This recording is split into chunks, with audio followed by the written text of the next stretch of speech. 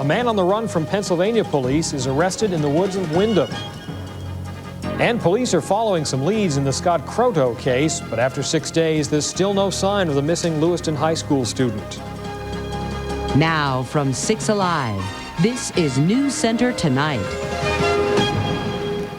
Good evening, everyone. I'm Pat Callahan. A manhunt for a wanted felon ended tonight in the woods of Windham. Police spent hours searching, first by day, then by night, for 22-year-old Robert Clark. Police in Pennsylvania were looking for Clark on at least 10 felony warrants, and they believe he had been on the run for several weeks. NewsCenter's Jennifer Rooks was there when they arrested Clark. Jennifer, what can you tell us? Well, Pat, this all started about 5 o'clock or so. State troopers saw a car stopped on the side of the Turnpike in Falmouth. Police say the man in that car had no ID, and when they asked, he kept giving them fake names. Finally, they figured out who he was and found out that he was considered dangerous. When the troopers tried to arrest him, he pushed one of them, a sergeant, and ran. That sergeant broke a foot chasing Clark. Then police say David Clark stole a van in Falmouth, drove it to Windham. There was a high-speed chase there in Windham. Then Clark stopped that van and fled into the woods. Police say that's where they caught him. When police marched Robert Clark out of the woods, he was wearing nothing but boxer shorts.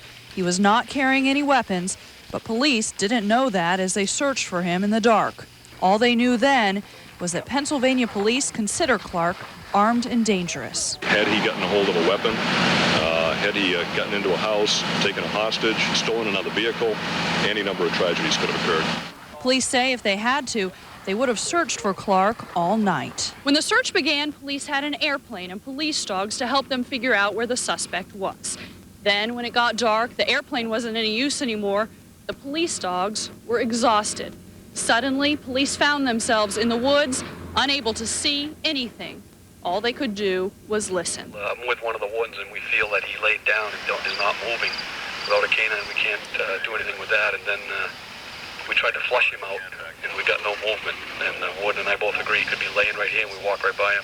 Police knew they had Clark surrounded. They were just waiting for a new police dog when suddenly Clark ran into Trooper Charles Granger, crouched in the woods. We'd been waiting. We knew we saw him multiple times in the woods, but our canines got so exhausted that we didn't have any more canines. So we just waited. We had seen him. We knew he was right in front of us, somewhere laying down.